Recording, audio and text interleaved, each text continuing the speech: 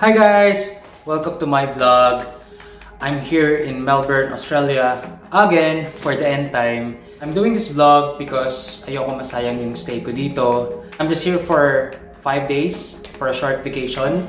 So probably a lot of you are curious how much people pay to rent a place here in Melbourne. So this place is actually in the heart of the city. Southern Cross Station is one of the busiest train station in Melbourne. So it's just across the street. There are heaps of restaurants and malls. So I think this place is one of the best places that I've stayed in here in Melbourne. It's very accessible, especially if you're coming in from the airport. Kasi the Sky Bus is actually beside the Southern Cross Station.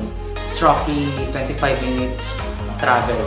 Para siyang yung PE2P bus sa atin, sa Pilipinas, na direct non-stop. So, happy naman ako. At ang dali kong nakapunta dito. Wala akong idea talaga before kung how much yung rent dito per week. Just to give you a background dito sa Australia and sa New Zealand, we are actually paying rent weekly. Unlike sa ibang countries, which is monthly. Kung nag-check-in ako, binigyan nila ako ng list kung how much yung babayaran mo per week if you're planning to stay here longer. So, yeah, pwede kang mag-rent dito sa Midtown Apartments or condominium. So, this place is actually $650 per week. Hindi pa kasama yung bills. So, that's roughly around 6, 12, 18, 24, 26,000, 2,600 AUD per month. And pag kinonvert mo sa peso, that would be actually 91,000 pesos, I think. Ang mahal, di ba? Pero malaki yung sweldo mo dito sa Australia. Equals the cost of living. And yep, you will still be able to save money. But anyways, for this vlog, I will tour you around the house and around building. Papakita ko sa inyo, meron kasi silang pool and gym. So, hopefully, may magkaroon kayo ng clear insight kung worth it bang tumira dito sa city, or you probably would try to go to the suburbs, or probably you might want to work in the regional areas because mas cheaper doon. So, hope you guys would enjoy this video, but please don't forget to like this video, leave a comment below, and subscribe to my YouTube channel. So, here we go. We'll start with the house tour.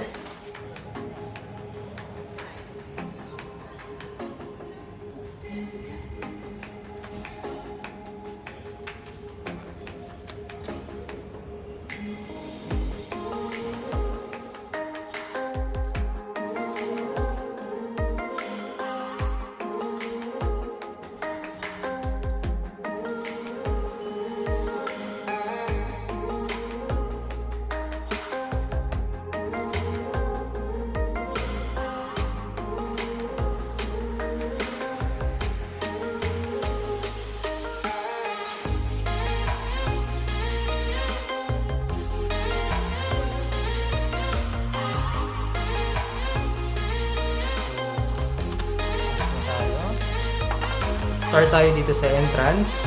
Dito sa cupboard na to, nandito yung washing machine. Wala tayong dryer, but I think that's okay. And there's another space here. Kinuha ko dito yung sampayan at nandun yung ating laundry basket.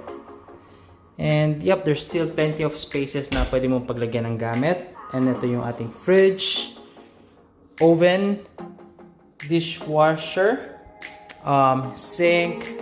Tapos dito may mga utensils din na pwede natin gamitin. Ito yung mga pinggan. And then we have our electric stove, our oven, our water heater, our thermos, sorry hindi ko alam tawag, our toaster. And my favorite part of the house is the living room. Di ba? Very cozy niya. I like the couch. Pwede ako matulog dito pag hapon. And look at the view, it's just amazing. Just have a good city view here. And at this place, dito naman yung ating small dining table. So it's good for two if you have a visitor, or if you Your friend or your partner will be renting this house. It's enough for the both of you. And then, dito naman sa labas, if you want to hang your clothes, that would be fine. Especially ngayong summer, madalas ang heat wave.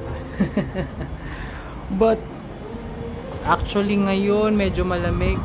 Parang nasa 18 degrees. Kahapon, 40 degrees. So, that's the typical weather here sa Melbourne. Katabi lang nung entrance yung, or ng pintuan yung CR. Spacious naman yung CR nila.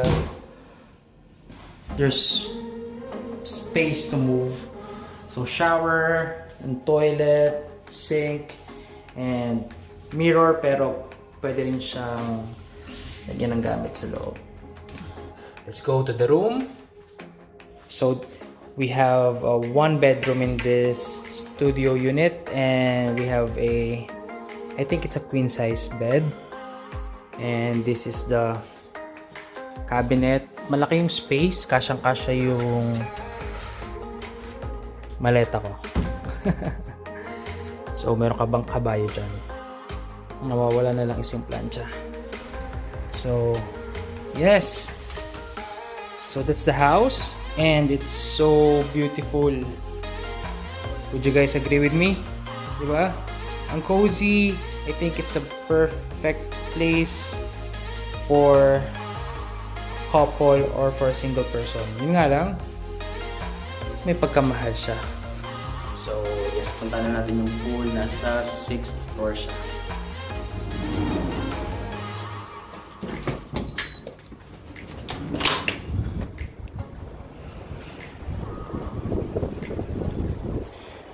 So, meron pa tayong space dito na nagko-connect sa other condominiums.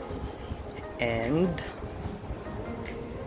if gusto nyo mag-barbecue with your friends and family, yan, there's a space for you to do that. So, I think talagang worth it naman yung $650 mo a week. Yun nga lang, wala kang masyadong maiipon kung ganun kamahal yung babayaran mo. Punta na natin yung gym and pool. Nandito lang siya. Kailangan mo lagi dala yung card mo para makapasok ka at magamit mo yung facilities. So mag-gym tayo. Char-char lang. So ayan yung gym. And dito naman yung pool.